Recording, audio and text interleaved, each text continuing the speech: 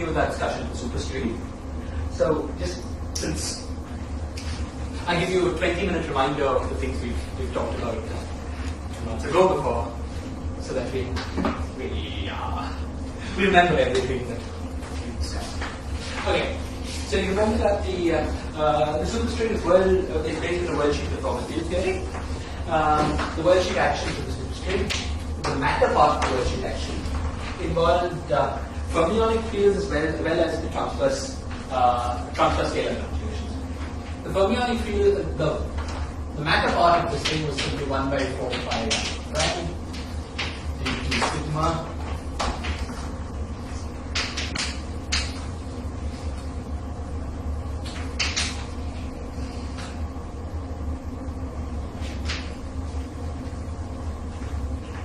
okay, and then there's 1 plus. Then we have 1 plus 1 by 2 pi psi del sigma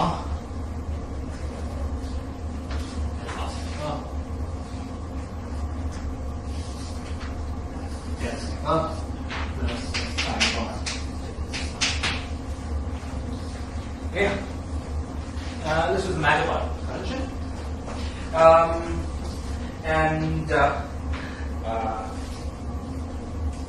Okay, just get all the facts. So, I'll remind you of the OPs. This is the first we're familiar with.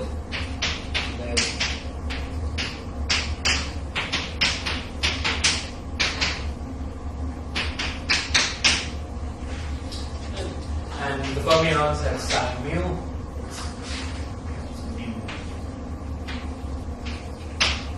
Psi mu z, psi mu 0.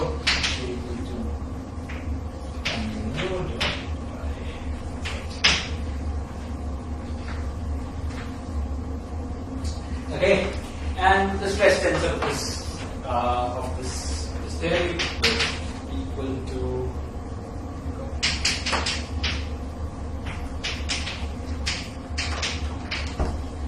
the holomorphic stress tensor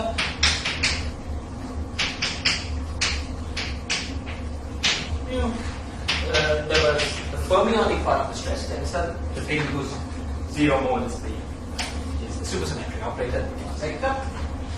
And the expression for that is equal to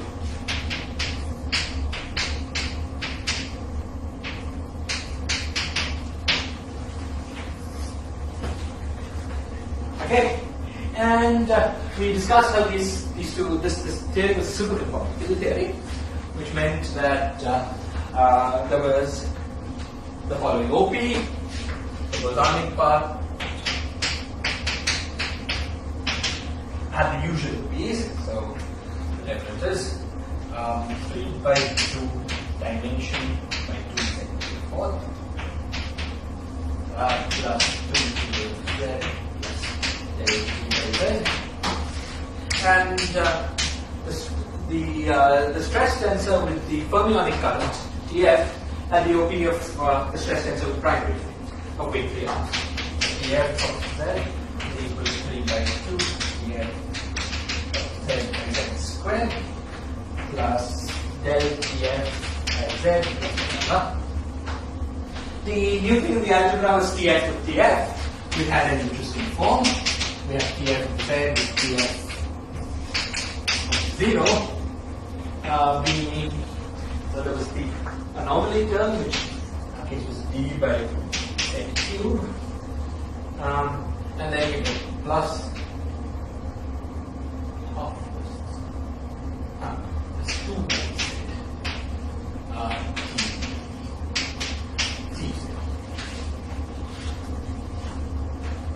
okay, and we talked about how these computation relations, while they're true and we showed them just we established them just by hand for this simple sweeping theory, had a generalization where you regard this quantity here as the central charge, or sometimes you introduce okay, so just if you everywhere you see 3 by 2d, you replace that by c, or d by 2 by 3c. That gives you an algebra that is implemented in many different theories with this C being the central charge of the system. We introduced C hat, which was 2/3 C, which was a measure of how many post-Fermi pairs you have in your theory. And sometimes we write formulas in terms of C hat. So a single boson fermion has C equals 3 halves with C hat equals 4. It's just definitions. Okay, and this was the matter content of our world sheet of the theory of the world sheet of the superstring. Any questions or comments about the matter part? I'm going to review the course part in a moment. Any questions or comments? I'll also remind you of the state operator. But any questions or comments? Okay. Fine. So in addition to the matter part, there was the coast. There was the coast sector of the world sheet theory. So we have the usual BC coast, and we have the supersymmetric where they're superpartners, the beta gamma. So remember, the one way of thinking of B was that it was, B when 1 corresponds to the moduli, those parts of the metric that could not be reached by a diffeomorphism starting from your standard form of the metric. And so in particular, B secretly came from a field that was BZZ. And so there were 2. On the other hand, C came from those diffeomorphisms that were left unfixed by the agency. C was then therefore a vector field. It secretly came from CZ. And so there were minus 1. Upper indices of weight -1, lower indices of weight 2. Okay? So the supersymmetrization of the structure, what to expect from it is sort of clear. Supersymmetric transformations are labeled by not a vector field but a spinor field. So gamma should have weight half and beta should have weight 3 halves. As discussed. Now the DC system, you remember we talked, has a generalization to arbitrary lambda. Right, where P has weight lambda and C has weight 1 minus lambda. So we asked the more general question than the question that's relevant to string theory. We asked, given a BC system of arbitrary weight lambda, can we complete it into, and we guessed, into a system which was supersymmetric with partners of weight lambda minus half and go half 3 by 2 minus 1.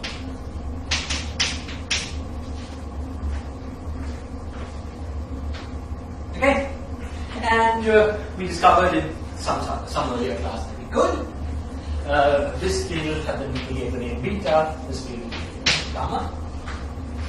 Because beta will be lambda is 2, so beta will be of weight 3 by 2 and gamma will be of weight minus half, as we said before, for the theory relevant to string theory, but we can do it in general, so just leave it.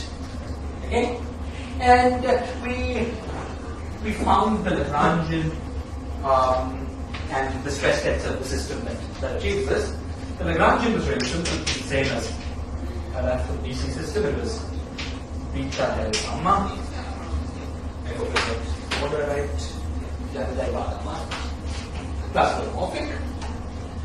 We had the same Lagrangian for the DC system. B del bar C. By the way, in the BC system, it doesn't matter if you write B del bar C or C del bar B. But in the beta gamma system, it makes a difference. Can somebody tell me why? Because you find the BC system.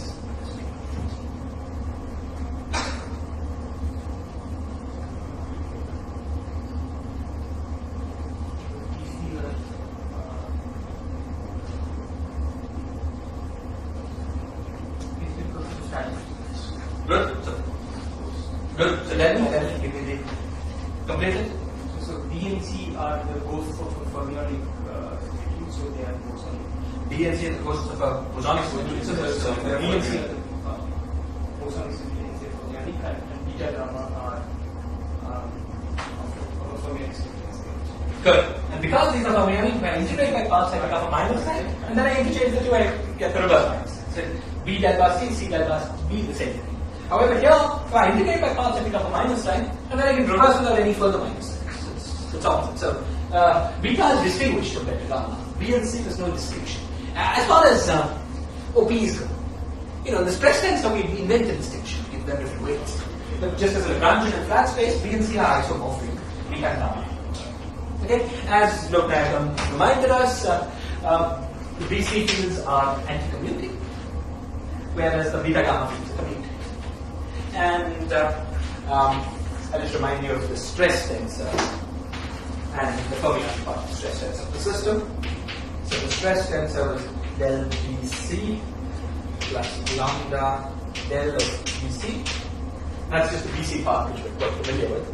Plus del beta and gamma minus half into 2 lambda minus 1 of del of beta gamma. And then there was a fermionic part, there was a fermionic current, which was minus half del beta C. So the fermionic current as usual mixes one fermion with one boson. So minus del beta C plus 2 lambda minus 1 by 2 del of beta C minus 2 B. And in some earlier class, we had checked that this system, we either checked or I left it as an assignment for you to check at that which that this system obeyed this algebra as well, but with a central charge given by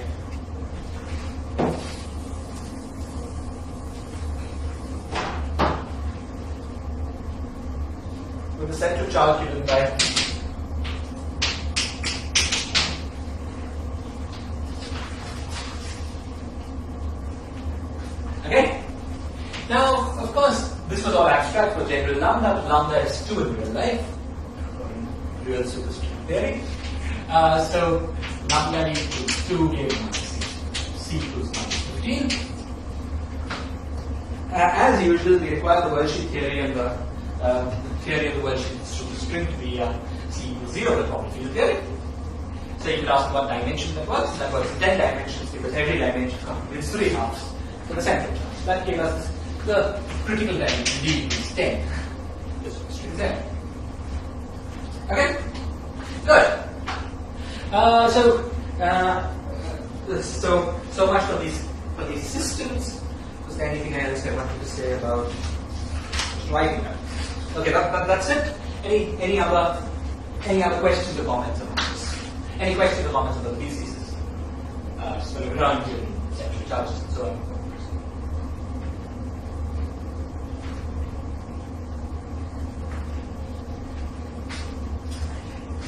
Okay, then the next thing, I'm not sure it was in exactly the same order as presentation in class, but in one logical order, the next question you might ask is, when we know what our theories are now, can we understand all the vertex operators? Okay. So basically what we wanted to do was to understand the straight operator mathematically. Okay, so what about the straight operator math? Well, for the X system, some time a year ago, we understood this in thorough detail. The vacuum of the theory maps to the identity operator, blah, blah, blah, blah. Okay, alpha minus 1 maps to del x, the state e to the power, the operator e to the power kx maps to the state with no oscillators, but zero momentum, the right set momentum with ID vector k. Okay. What about the fermions? So, one of the things that we, in our crude introduction to superstring theory, one of the things we'd already talked about was how we're going to have to deal with fermions that are both antiperiodic as well as periodic on the spatial settlement string. Let me remind you of the argument of that. You see, and in computing, let's say we were interested in computing a one loop partition function of the worldsheet string. we wouldn't be interested in this because that gives us the one-loop partition function in space-time. So this is something we need to do for physical calculation. Okay? Now you can ask, what spin structures?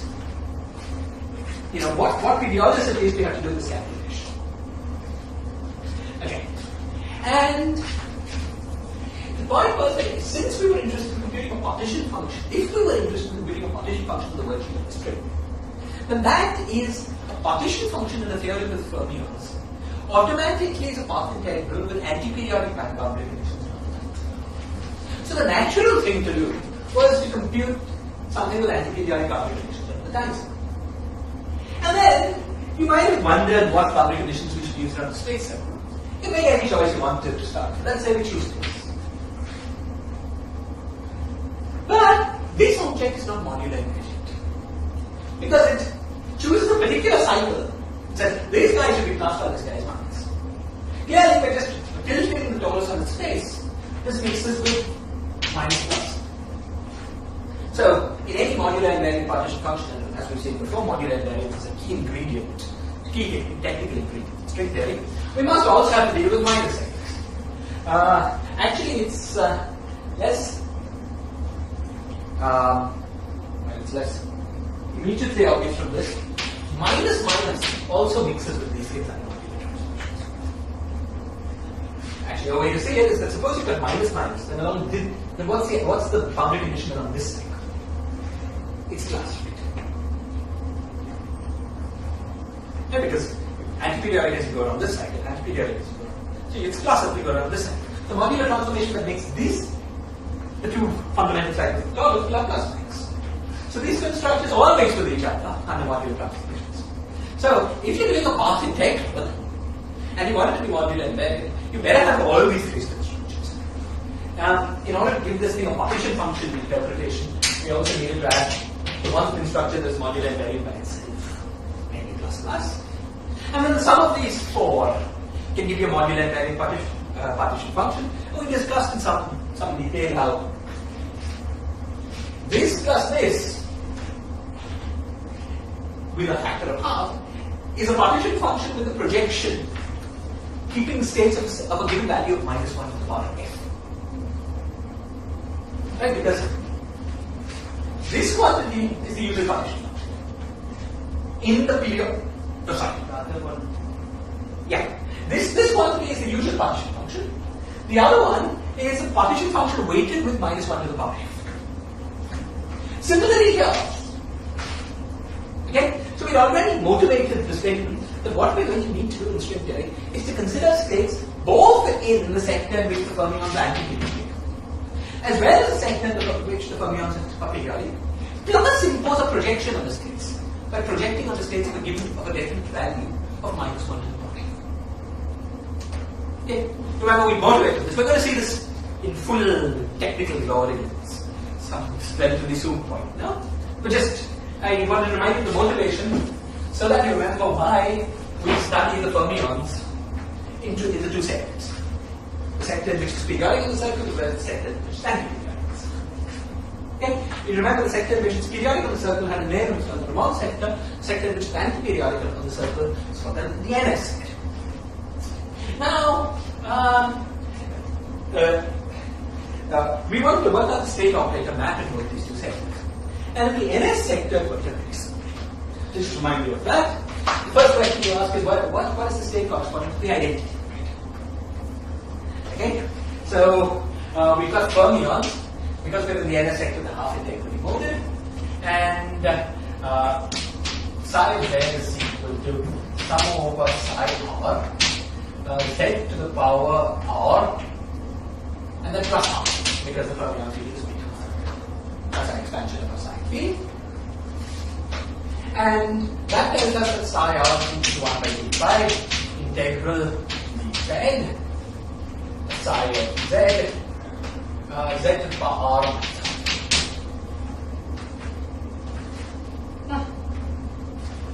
From which we see immediately that the identity operator, we argue that the identity operator was the NS sector.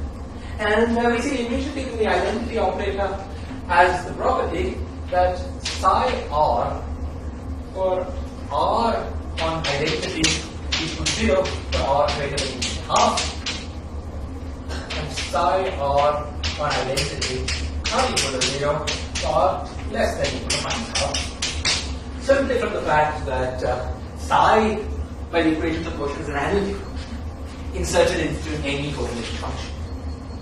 So inside a correlation function will be identity inserted in the middle, which is equal to nothing inserted in the middle. Psi is completely analytic, so this is inside any correlator, this is an analytic function. So if R is greater than equal to half, this is also analytic, so you just get 0. But if R is less than half, we get both. Okay? And that told us that this is of course a very familiar thing. If you define the vacuum state by the same condition, which is natural, because these are all creational. These are all annihilation operators. And these are all creation operators. I mean, these carry negative energy, these carry positive energy. Okay? Then this also gives you, this is also the state that's the lowest energy state. Okay? So this is an illustration of this usual fact that any unitary conformal field theory, the identity operator is, unless you do something funny to the theory, is due to the vacuum state. Okay? And then we determined all the other, right? So there was a state which was psi minus half of the vacuum, and that was due to the operator psi is 0, and so on. Psi minus 3 halves was dead psi. Products of products, blah, blah, blah. Right, so the inner sector was very simple. However, the Ramon sector was less simple. Because the Ramon sector, when we thought about it, required that all states in the Ramon sector were dual operators, which, when inserted at the origin, gave you a branch cut singularity as you went. Because that's the only way you get these operators to act in these states. Right? Because the moning in the Ramon sector is integral, but there is this extra factor of half. So those operators act only if there's a branch cut singularity with psi. And we didn't know how to understand these. I mean, actually, it's quite a general fact in quantum field theory, a fact that is becoming more and more appreciated, applies to high dimension quantum field theories in intricate ways. Is that, statements about, if you define a path integral, you define a local operator as just an instruction of how to carry out a path integral. So if you define a path integral with a particular singularity that is very well specified, then that defines an operator. Okay? It's just an operator in the end is an instruction on how to carry out path integral. So it gives you the instruction just carry out path integral over all fields that have a particular singularity structure. That's a well-defined operation, it defines an operator insertion. So a well-defined local operation defines an operator insertion. Okay. There are many situations in quantum field theory where the only known way of describing those operators is by such prescriptions, telling you how the singularity ends. Okay? If you know how Toft loops are examples of such operators. That's my singular.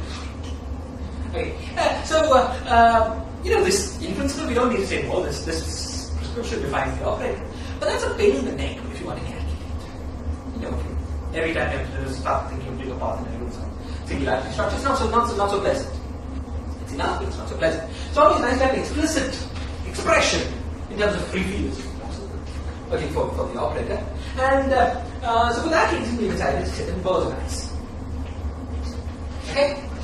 So what was Bose-Weissization?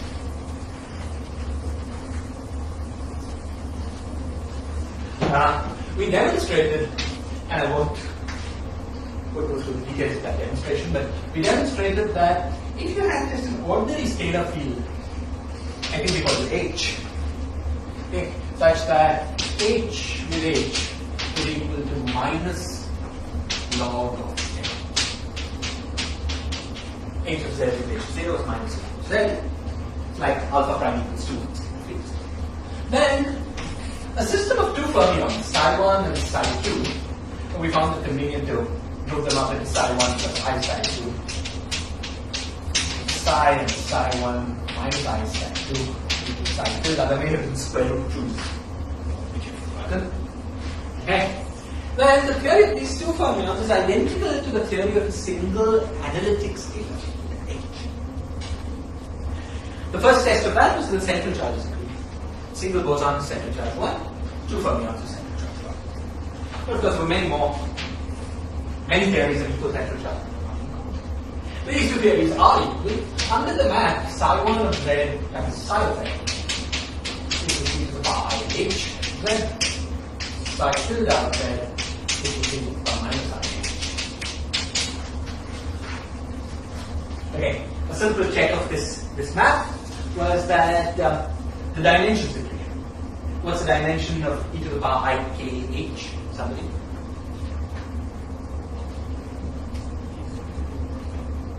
K squared by 2. And when you said alpha prime 2, it's k squared by alpha prime k squared by 4.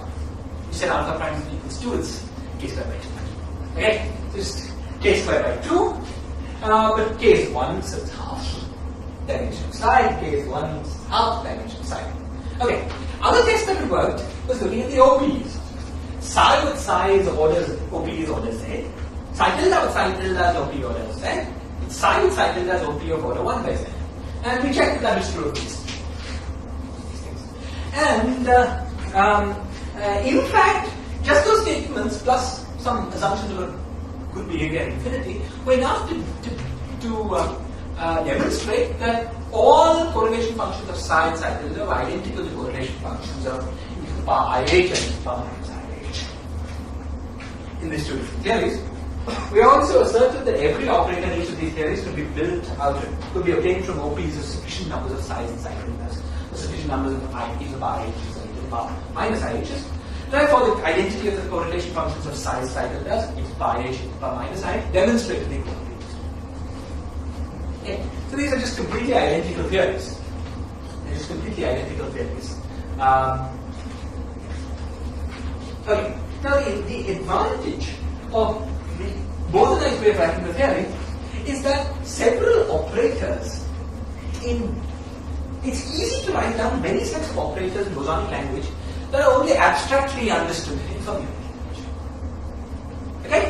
And in order to understand that, you see that if you take arbitrary products of psi and psi tilde, you take arbitrary products of these guys, you only get operators of the form e to the power I and h, like polynomials of h. Right? So the Charman and the shift symmetry of h will always be an integer.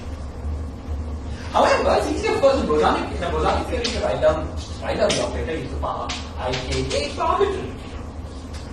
Not necessarily an integer. This is a well-defined operator whose correlation functions you can calculate. But it's not something you can build out of plain products of psi and psi. Okay? So these funny operators from psi tilde language have a chance to be expressed as simple operators in terms of e to the power h, and that's what we found to be true of the Riemann sector. We found in particular the vacuum of the Riemann sector was e to the power I by 2h plus minus depending. You remember the Riemann sector was in this spinor representation, so depending on the big state of the spinor representation. Okay, the vacuum of the Riemann sector was due to this operator, and this operator is just to remember has dimension 1 by 8, half k squared. K squared is 1.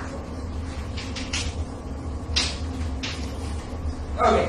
And all other operators in the Riemann sector were as usual. You act on the vacuum with some particular oscillator. It's like by acting with psi minus n on the vacuum is obtained. The operator due to that is obtained by multiplying this operator with del n on psi by n factorial. Okay, so that was our so every state of the Riemann sector will have the corresponding terms. Okay, easy to calculate with language. We always had it. I emphasize again, bosonization is not in principle necessary, but it can make your life nice. Okay, so this was an equivalent description of this fermionic theory. which we now understand well, well enough to be able to.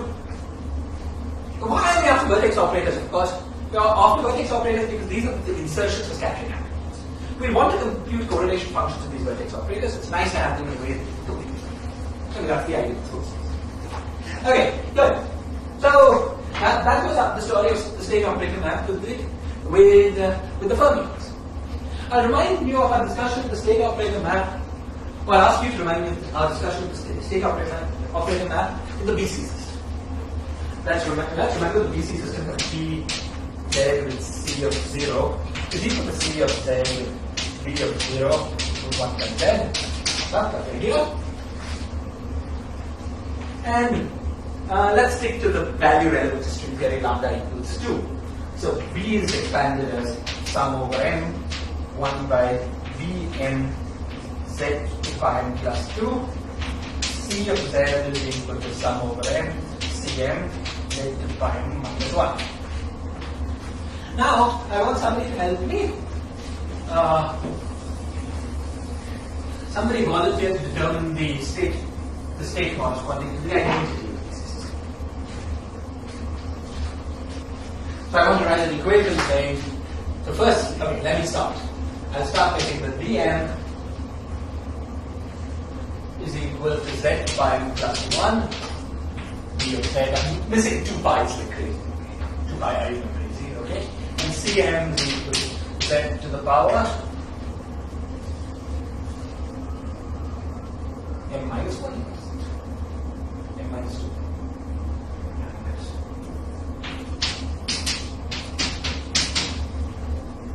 Okay. Now, these two expressions plus analyticity of B and C tell me that Bm on identity is equal to 0 for some range of m, and Cm on identity is equal to 0 for some range of n. Please fill in these ranges.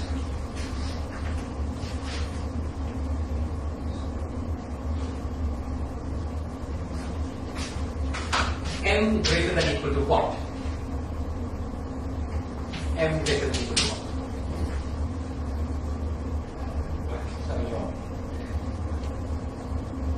On? Where is this thing analytic? Exactly. 1. Where is that thing analytic?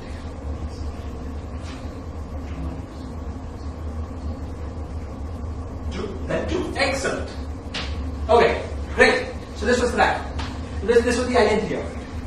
Now the vacuum has Vm from 0 is equal to 0 for m greater than equal to 0. Our convention was that in the 0 sector, Vm.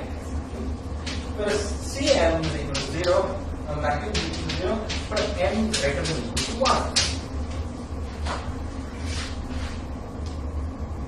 1. Okay, now compare these two statements and tell me what state is due to.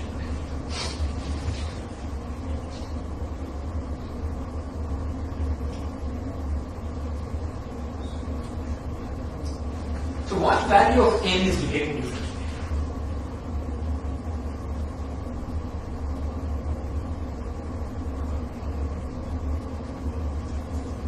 One and minus 1 generate the same Hilbert space. It's just an absolute number. So what value can behave differently between these states?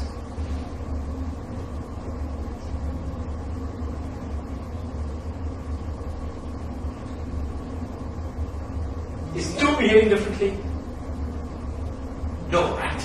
Because Cm continues to annihilate for 2, continues to annihilate for 2, and similarly B for minus 2. It's the same in one sense. Which is behaving differently? M equals? 0 is not. We have to find a state which is like that. Which is like that. So it's some oscillator. I'm asking what n that oscillator is. Yeah, so that would be so we have to shift it by 1 on the C side. So it will be C. So what is it? What's the state? So it will be C. But which? Either the names are different. Yeah. So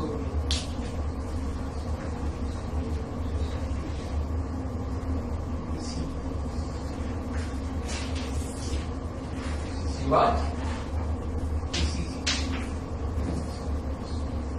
Okay, I will maybe different questions. I'm saying I is equal to C minus 1.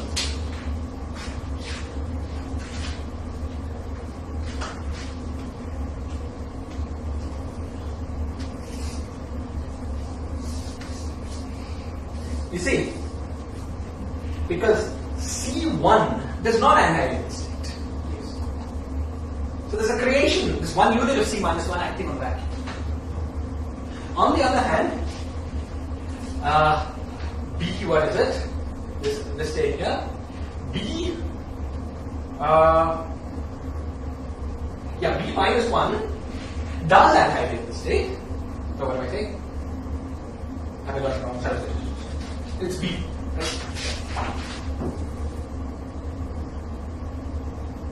Sorry, B minus 1.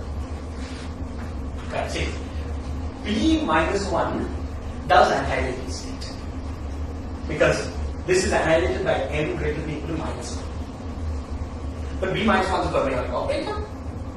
So this state will satisfy this one. On the other hand, C minus 1 does not annihilate the state. Remember, B and C are non-zero, non-trivial commutation relations. Okay? So this will happen. So when this thing was fermionic, it was very simple. Okay? This was a state of corresponding vacuum. The state corresponding, the vacuum was this state. Sorry, identity operator was this state. The vacuum was which operator? Right, the C. The vacuum was the operator C, as you can see in many ways. The simplest of which is to say that, well, the vacuum has lower energy than the identity operator. It must correspond to an operator with lower dimension than the vacuum. But the vacuum has that identity, right? But the identity has dimension 0. It must correspond to an operator with negative dimension, the only such operator hence. Okay. And so on. Okay, back to the game of the PC system. Great. So now I think I've reminded you of everything.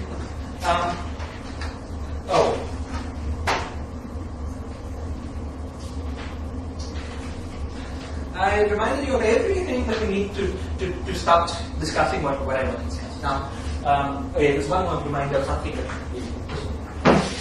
so now I want to discuss the state operator map with the beta gamma system. And this is a surprisingly intricate discussion. It's more intricate than any of the discussion. Okay, so we want to discuss beta gamma system. Okay, the only thing we need about this is that we'll remember that beta of z is equal to sum over beta of m divided by z to the power m plus 3 by 2. And gamma of z is equal to sum gamma of n over z by m. And we remember that gamma of z, beta of 0 is equal to 1 by z, but beta of z, gamma of 0 is equal to minus 1.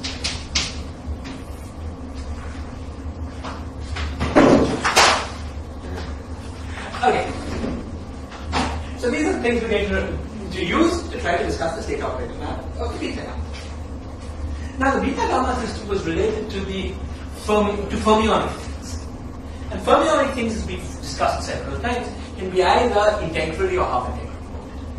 So we will have to have a different discussion for integrally moded and half integrally moded. But using our experience with the fermions, the simpler case was the NS sector.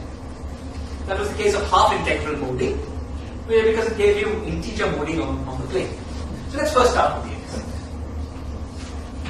So the NS sector, these M's belong to Z plus half.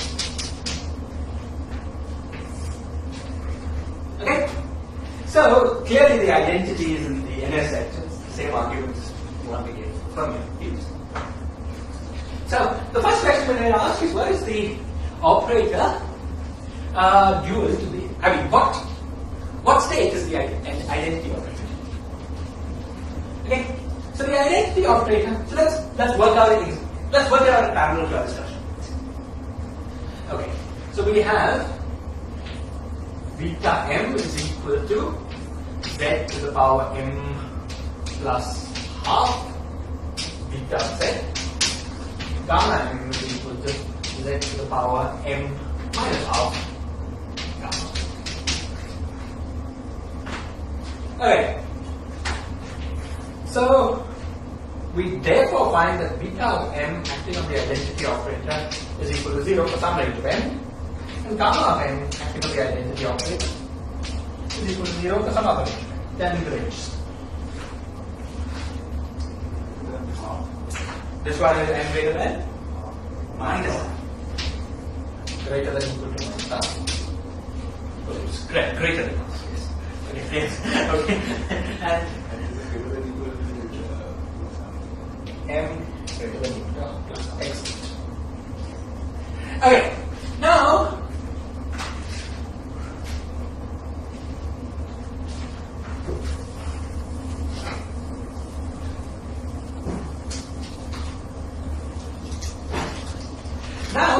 what about what state does okay? Let's say that we define the vacuum state of the system. We define a vacuum state of the system. We define the vacuum state of the system by definition, by the requirement that in parallel with everything else, that beta of m on the vacuum is equal to 0 for all m greater than equal to half.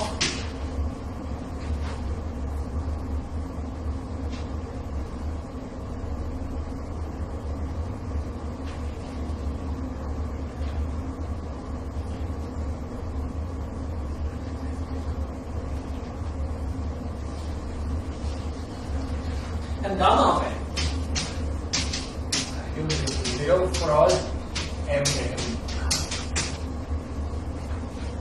Yeah, have I messed up?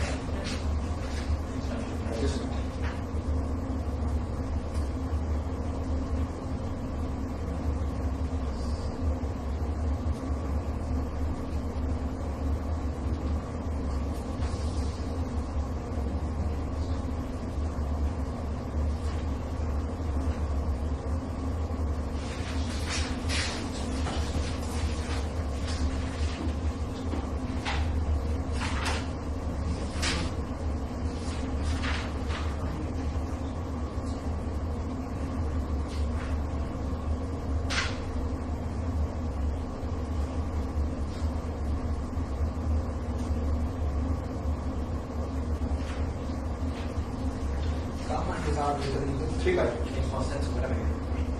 Yeah.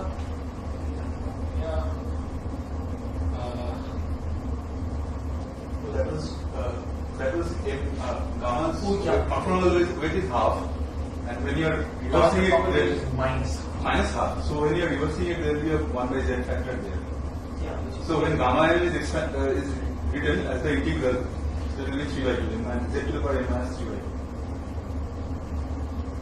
Gamma m written as the integral. Yeah.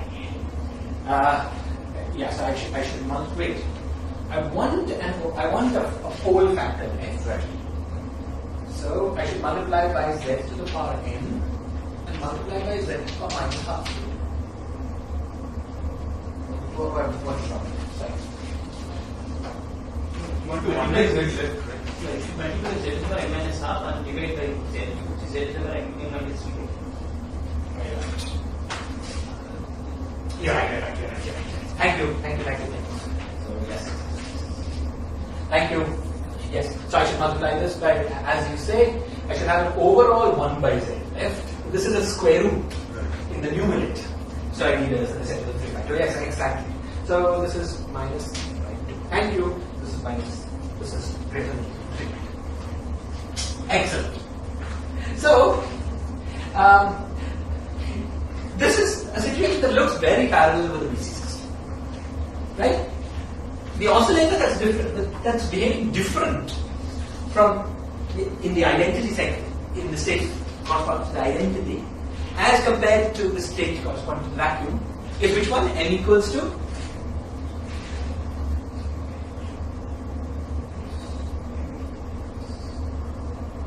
half. N equals half.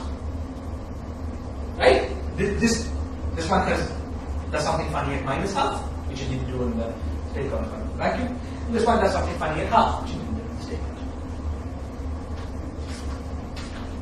So the half oscillator is behaving funny.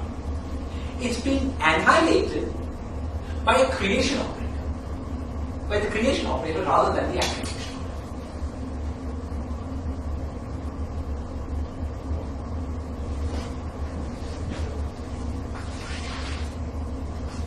Okay? Now in the case of fermionic oscillators, there was a very easy way to solve that constraint. Just multiply by a factor of the creation operator. And that gives you a state that's annihilated by the creation operator, but not annihilated by the annihilation. But for bosonic operators, it's much more difficult, indeed impossible in Fock spaces. And this is the problem that's related to the following question. Suppose we had a harmonic oscillator. It's a little more complicated because there's both beta and gamma. Suppose we look at a simple angular organization. Suppose you had a harmonic oscillator, simple ordinary harmonic oscillator, and you try to find the operator, the state in the Hilbert space that is annihilated. We all know that A annihilates that. Suppose we try to find the first state in the Hilbert space that is annihilated by A.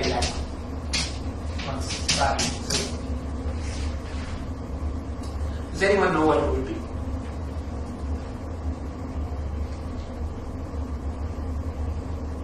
Well, okay, schematically let's try to look at the Schrodinger representation. This A is a mix of x plus I times b. Okay? And this is the opposite linear combination of x and I. Okay. So it's got x plus, well, minus, plus del x, some halves and so on side, this equation is equal to 0. And with the appropriate, I mean, if it was really this equation, yeah, the solution, this is simply power minus x squared, right? So then, suppose we want to solve the equation x minus derivative x on side 0. Solution to that is simple, it's into 5 squared by 2. So this state is not in our Hilbert space, because it blows up at infinity. It's not good that it's not in the Hilbert space, because the state which is annihilated by A dagger instead of A formally has energy equals minus, has lower energy than the vacuum. Right? Because the Hamiltonian is A dagger minus half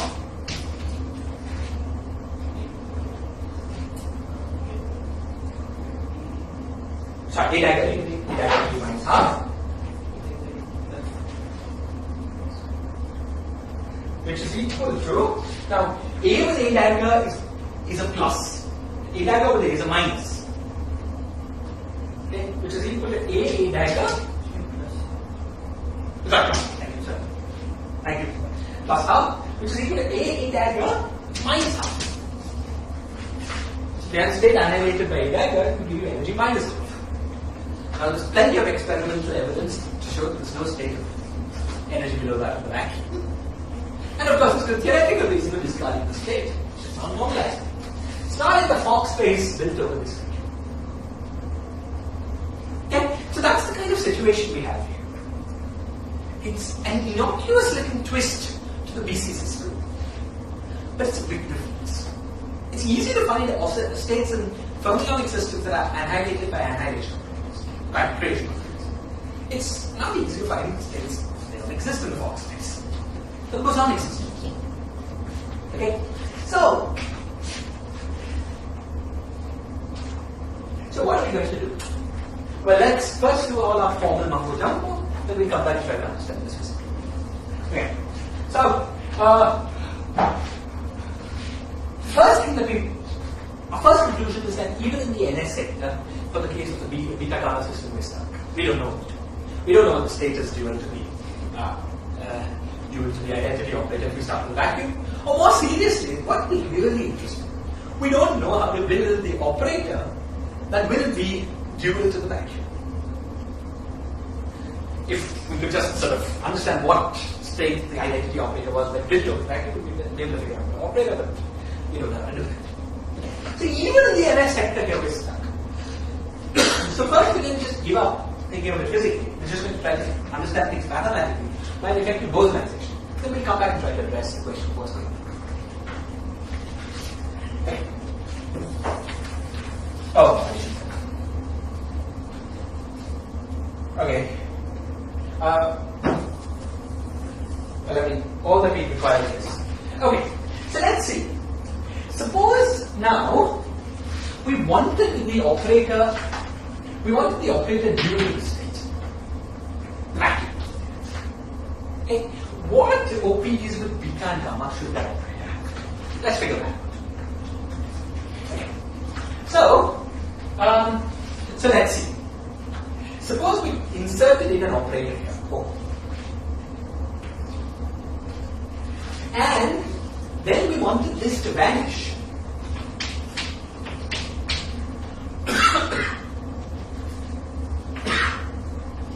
We wanted this to vanish for m greater than or equal to half. Not m greater than or equal to minus half. Okay? That would work if beta with O was order 1. Similarly, we inserted this operator here, and we wanted to vanish for m greater than or equal to half instead of 3 by 2. This will work if gamma with O was O of Z.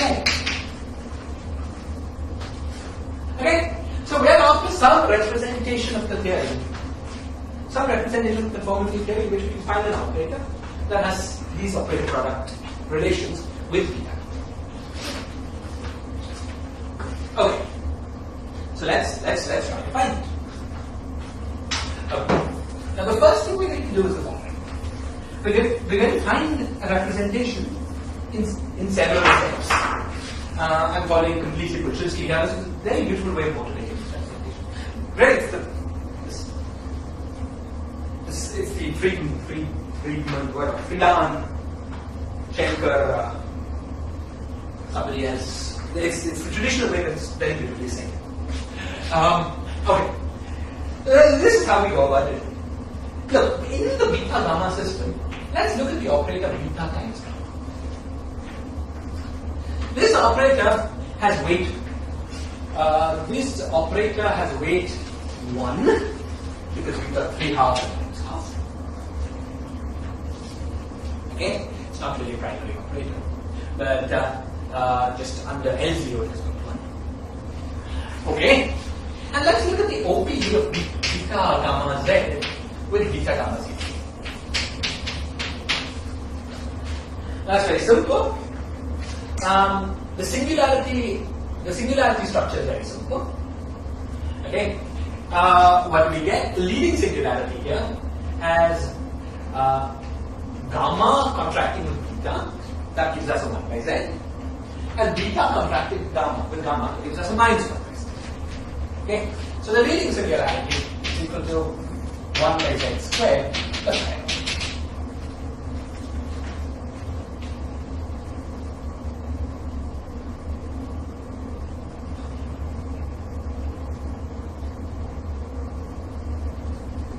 Okay? Or with a minus. With minus 1 by Z squared. Two different orders. Gamma with beta was Z 1 by Z, but beta with gamma was minus 1 by Z. Okay. Now, let's look at the theory of a free boson. Theory of a free boson with OPE phi of Z, phi of 0 equals minus 1. That's it. we're proceeding in analogy with the Bosonization of the fermionic system, which by the way is the same as the Bosonization of the BC system. Because the BC system is the same action as a system of two complex fermions. You remember, actually I should have reminded you of that, but you remember one of the classes we talked about how to Bosonize the BC system. It was said the same way as. Right. So we're proceeding in analogy with this. And the next, you remember in the BC system that this operator, B times C, the fermion number operator, mapped to I del phi, or I del H, mapped to the shift symmetry generator, the bosonic thing. Okay? So, let's see if we can find something analogous here. Suppose I look at del phi times del phi. What do I get?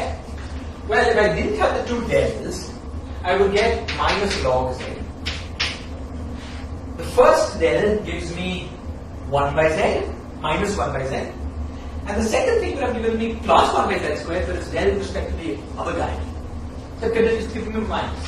So I get is equal to minus 1 by z.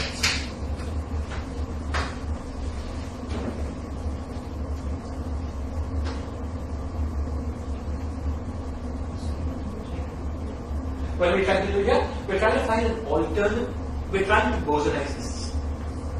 We're trying to find another way of writing the beta gamma system in terms of some of the things.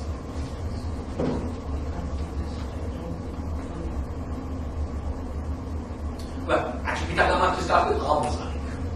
So the thing we did before, it's not clear that it's going to work. I'm trying to, it's not going to work. I'm trying to motivate the actual construction that will work. I could just write it that way. I mean, there's construction in the end that works. But I'm trying to motivate it. Okay, now,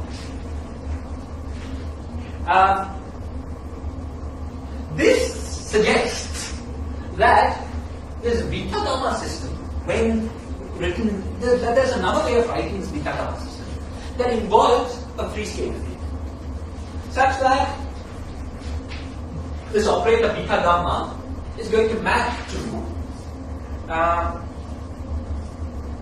operator beta gamma is going to map to at least have a part that maps to del phi. Okay, so let's motivated by this, let's try the guess. Beta will be equal to e to the power of phi.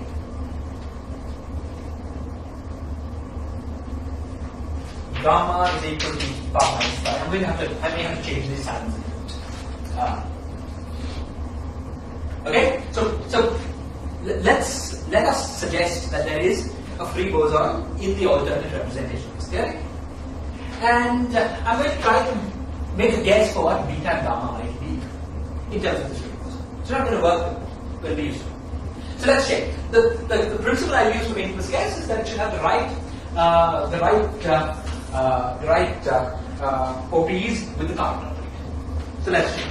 Beta gamma at z with beta 0 is equal to beta divided by z plus something, you know? Beta gamma at z with gamma 0 into minus gamma divided by z plus something. Okay.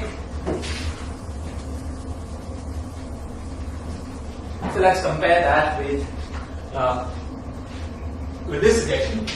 So del phi times e to the power phi. Okay.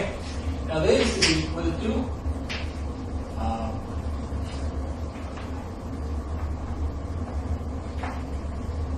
e to the power minus 1. How is beta times gamma del phi? That is us proposed. Because what we said was that beta gamma has the same singular particle OP as del phi. Oh, fine, but now we are saying beta is e to the power phi and gamma is e to the power minus phi. Yes, okay. Yeah, so actually that would work. That would work. It would work because, give me one minute, let me just finish this. It would work for the same way it works for the BC system. it's the just hang on. Okay, so yeah. So we will be let's say del phi times e to the power minus phi will be equal to e to the phi is equal to second. There are two minus signs, right? There's minus sign from the yeah. There's the minus at the log stage. Okay, so I got this thing wrong. So I should have beta is equal to minus phi, gamma is equal to phi, and that's good. Okay, good. So you might suggest that this thing could work. Okay. Yeah. Jyotirmoy's question is how is beta times gamma del phi? Well, the way that would work would go as follows.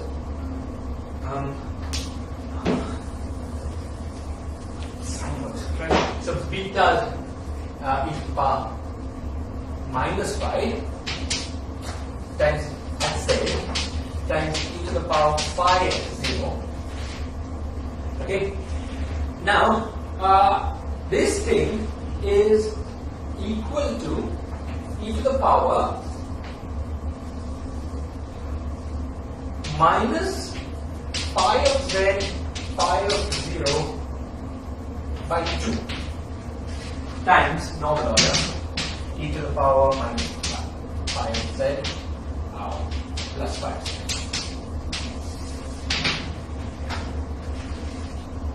Right, so this is a product of normal order operators and they're expressed in terms of something that is normal.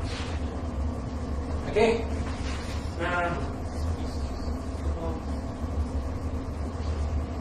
Oh, the sign is not good. Actually.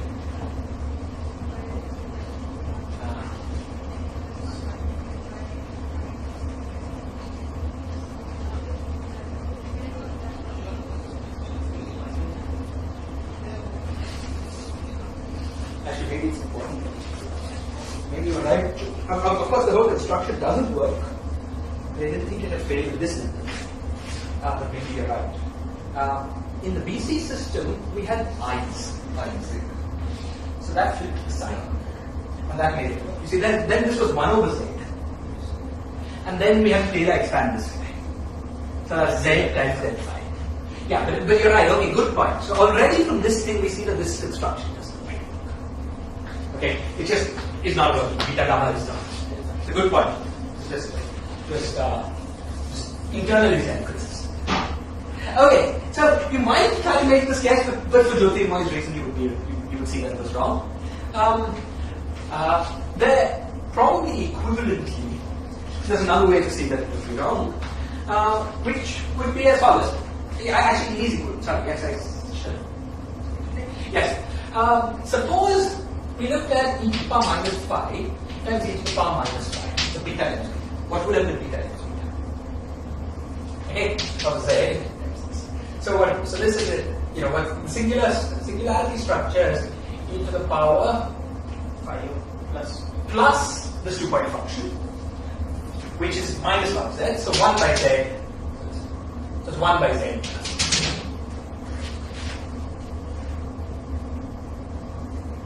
Okay, so let's just call it order.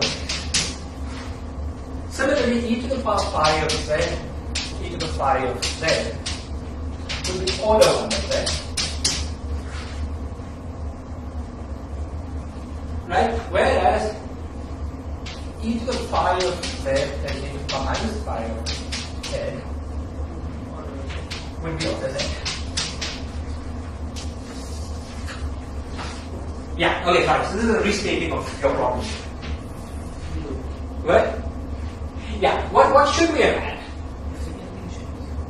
Yes. So beta with the beta, both of these should have been, so let me write in some other color chalk what they should have been. Beta with beta should be order open. There's no singularity, there's no, it's not fermionics, it doesn't vanish. Okay? Gamma with gamma should also have been order 1. And beta with gamma should have been order complex. So none of them. Right. This is the restatement of the thing. Okay, so none of them work. So what's going on? Well, of course, one possibility is that you down to luck. But there's a way to fix this up. And the way to fix this up is slightly interesting. The right answer is beta is equal to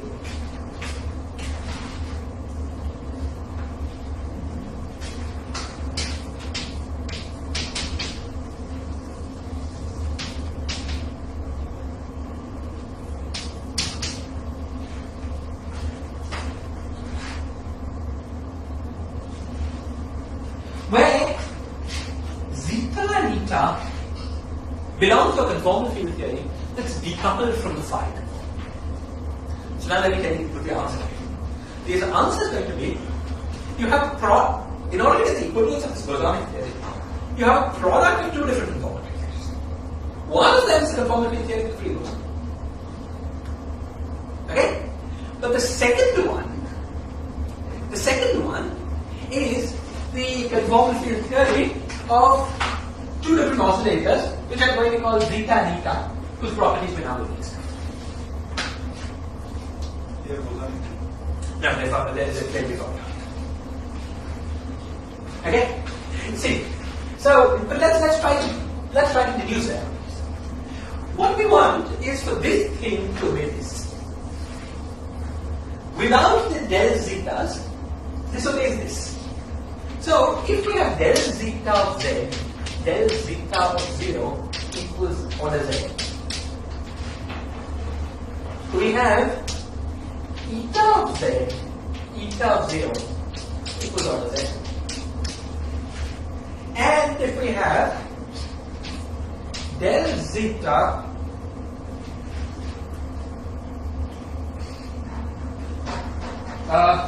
times eta equals order of 1 by z squared. This will work. Well, then the singularity structure will work. And basically, once the singularity structure works, singularities and zeros work, the same argument that we used before for bosonization. You've got the right singularities and zeros, you're more or less guaranteed to get right. Two theories are guaranteed to be identical. Will work. Okay, now how do we fulfill eta z and eta 0 being order z? That would work if eta was an anti-commuting field. Any anti-commuting field. Similarly, if zeta was an anti-commuting field, then del zeta of z, del zeta of 0 would be order z. Yeah, anti-commuting. Because at the same point at 0. Is it possible to figure this out with the central charges? Yeah, we're going to check this with the central charges. You would figure this out if you assume some structure of the thing. If you knew that this is going to hang on for a minute. Yeah. Okay. On the other hand, if you want del zeta times zeta to be order 1 by z squared. That tells us that zeta times zeta is order 1 by z.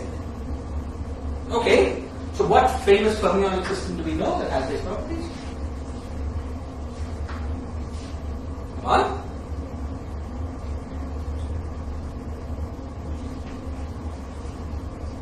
It's the Macy system. That's the reason I put the del behind zeta.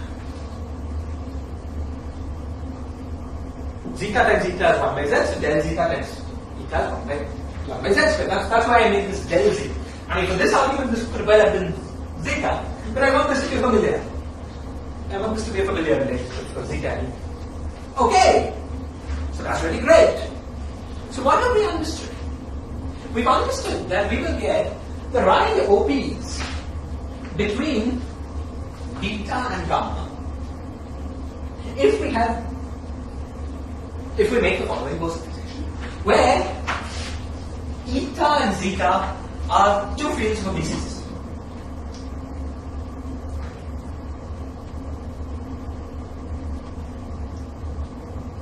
Is this clear?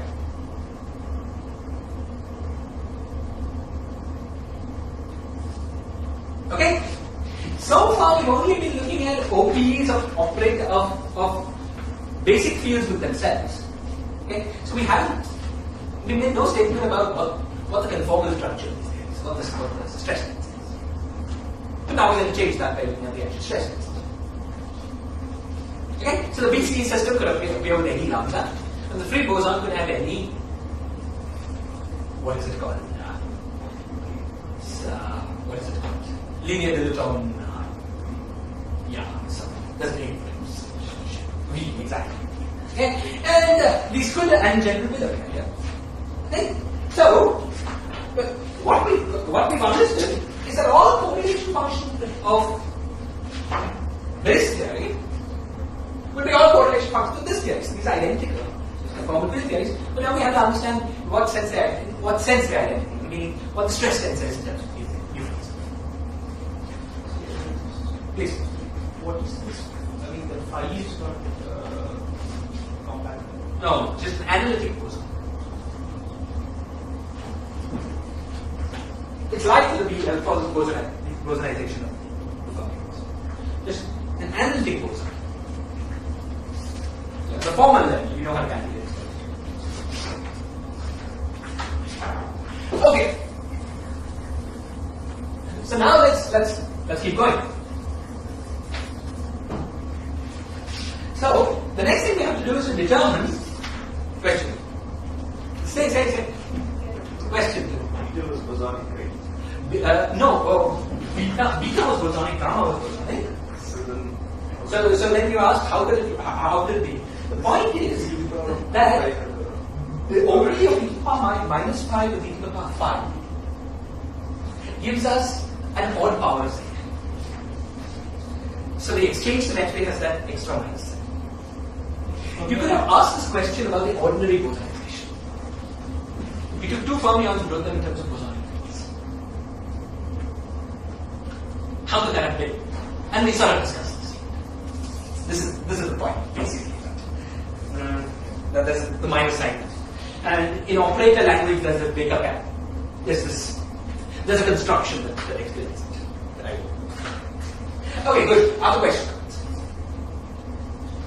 Good. We could have also written down this in terms of bosonic fields only, right? I mean, we're considering bosonic analyzation of this. Yes, and that will sometimes prove useful. So, during my comment is that we can further bosonize zeta system. That we can do. But is there any specific advantage of it?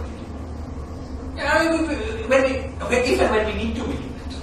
Right? But now we're familiar with how to bosonize the system, so that will be nothing very new. But it will sometimes be useful. It's a good thing. It's correct and will sometimes be useful. Okay, good. So now the last thing we want to understand is what the stress tensor of the original beta gamma system is in terms of this thing. So let's see. Let's compute T times beta gamma.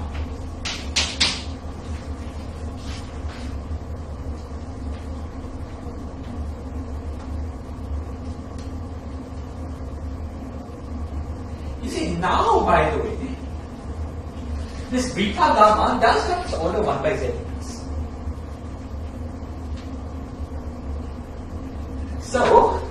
So that beta gamma does have a piece that is del phi.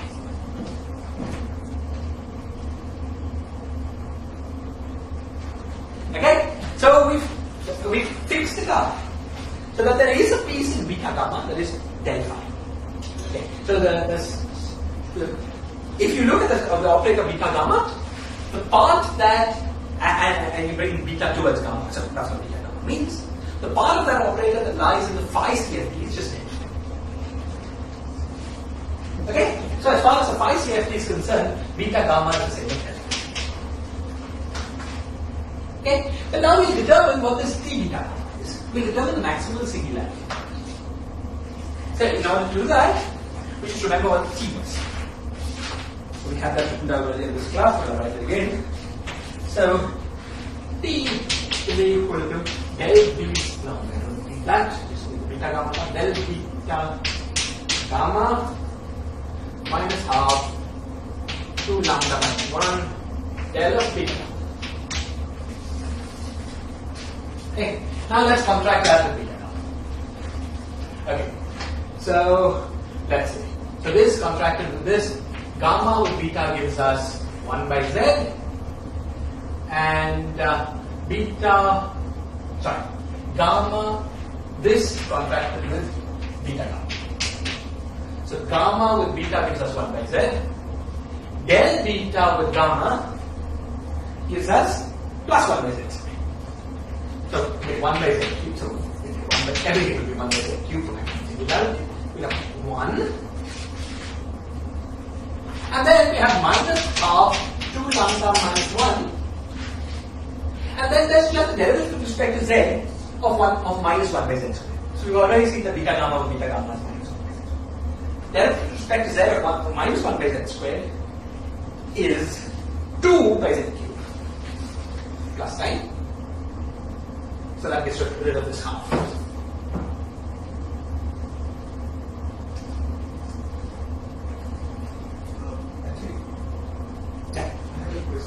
Just finish this.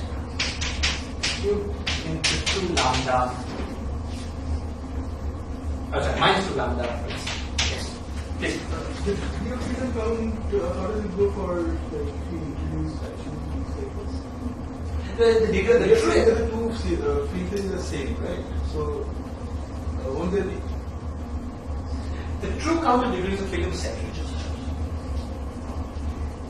We have to understand what the stress tensors are in order to compute this. We check. There's something here confusing here because none of these things are unit. Okay? So, it's easy to be confused about that. So you should just look at things that are, totally well defined. Central charge is the true count. Okay. Fine. Okay. But of course, if you just want to ask, how could there be a one-to-one correspondence with the operators?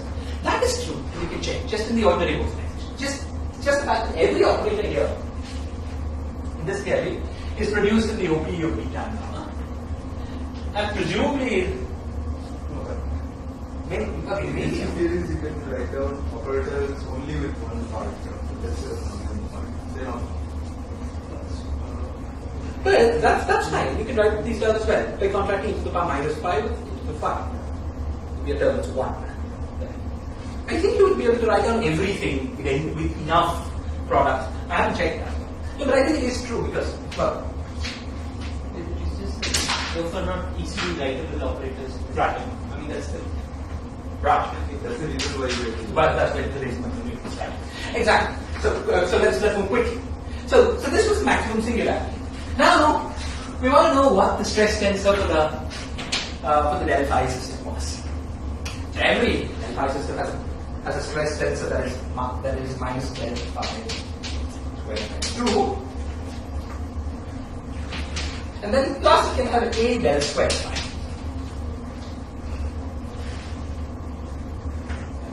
Right?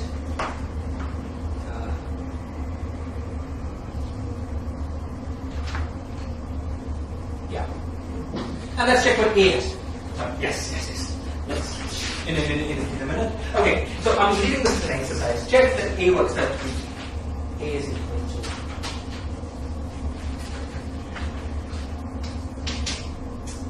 Okay, I said that's half of minus 2 lambda.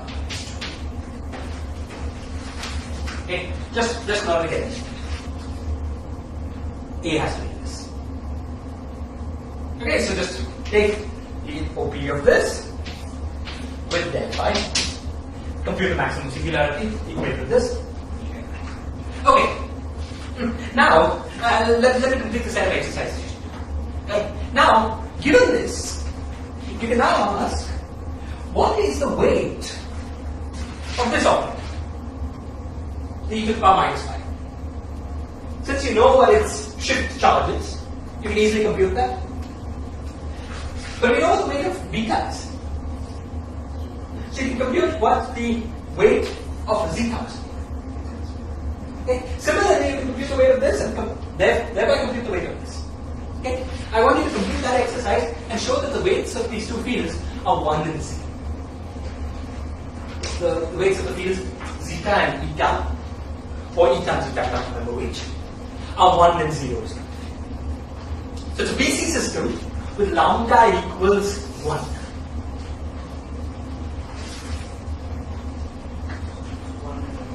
1 and 1 minus 1. Okay? And that tells you what the stress tensor is of this zeta eta systems. Okay? And last exercise is then using this, compute the central charge of the zeta eta system, compute the central charge of the phi system, add it up, and compare with the central charge of the eta system. Okay? All of these things work out. I'm not going to work them out next class. I just assume you guys checked it all. And next class we'll then. Oh, maybe I should just give the punchline. Why do we do all this? Now that we've got this representation, you remember what did we want?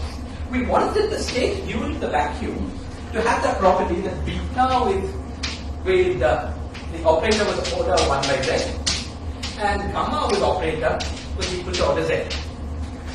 In terms of this new representation, what's the answer? The operator.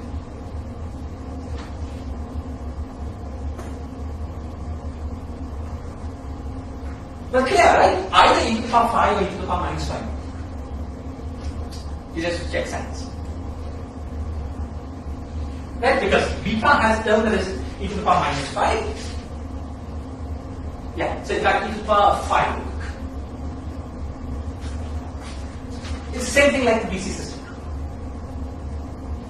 Because we've got two decoupled field theories. And as far as the 5 elements goes, it's exactly like the BC system. So the same construction as the BC system. Okay? So that's the punchline. In this theory, it's very easy now to find the operator due to the vacuum. Okay, I'll come back to that part in more detail next class. Let's stop now.